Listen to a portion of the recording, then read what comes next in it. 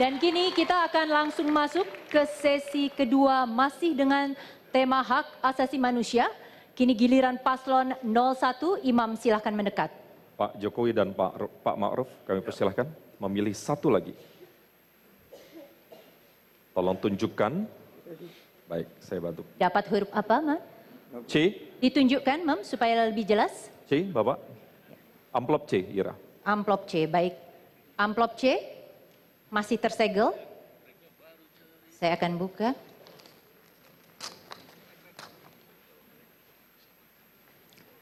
Paslon 01.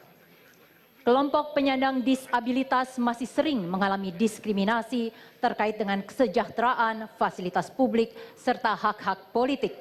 Bagaimana Anda memahami isu disabilitas dan apa program Anda untuk memastikan pemenuhan hak-hak penyandang disabilitas? Waktunya 2 menit dimulai dari kata pertama. Silakan. Setelah keluar undang-undang mengenai penyandang disabilitas di tahun 2016, saya melihat bahwa paradigma terhadap kaum disabilitas ini sudah berubah.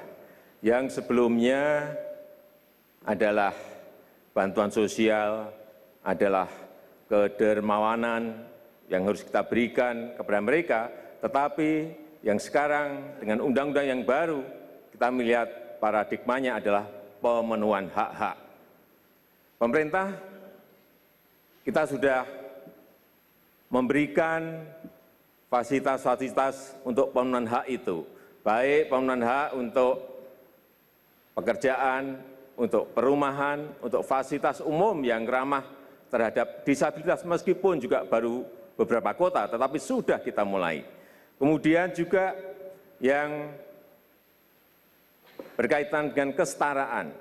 Bisa saya berikan contoh, di dalam event ASEAN Para Games, ini event disabilitas terbesar di Asia, kita juga memberikan bonus yang sama dengan atlet yang berlaga di ASEAN Games. Contoh misalnya, yang mendapatkan emas dapat 1,5 miliar, yang dapat perak bisa kita berikan bonus 500 juta. Yang dapat perunggu kita berikan bonus 250 juta, sama seperti atlet-atlet yang berlaga di ASEAN Games. Artinya bahwa kesetaraan itu betul-betul kita berikan kepada kaum disabilitas yang mulai sekarang ini kita terus perhatikan mereka. Waktunya habis, Pak Jokowi. Silakan paslon 02 menanggapi jawaban paslon 01. Waktunya adalah 1 menit. Silakan siapa yang akan menjawab?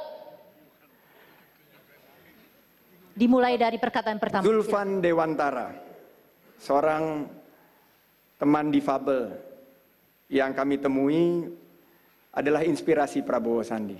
Beliau bukan mencari lapangan kerja, tapi menciptakan lapangan kerja. Beliau menjadi mentor bisnis online dan ratusan murid. Kesetaraan tadi bukan hanya kesetaraan akses infrastruktur atau akses terhadap pendidikan dan kesehatan, tapi juga akses untuk bisa maju, mendapat peluang untuk membuka lapangan pekerjaan. Prabowo Sandi berkomitmen, kita akan memastikan putra-putri terbaik bangsa yang difabel hidup untuk memenuhi potensinya. Mereka bukan menjadi beban sama sekali.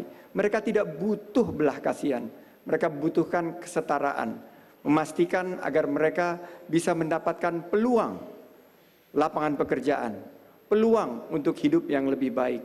Dan peluang untuk menjadikan keluarga mereka menjadi keluarga yang sejahtera. Terima kasih.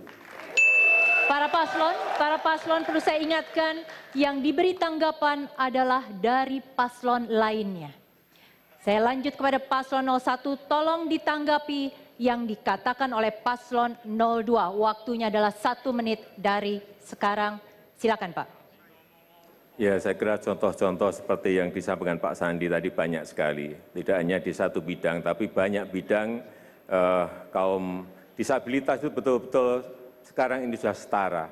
Artinya kita sangat menghargai semua prestasi yang telah mereka kerjakan dan juga hasil-hasil karya yang telah mereka kerjakan. Saya kira tadi Pak, apa yang disampaikan oleh Pak Sandi mirip-mirip yang sudah saya sampaikan tadi.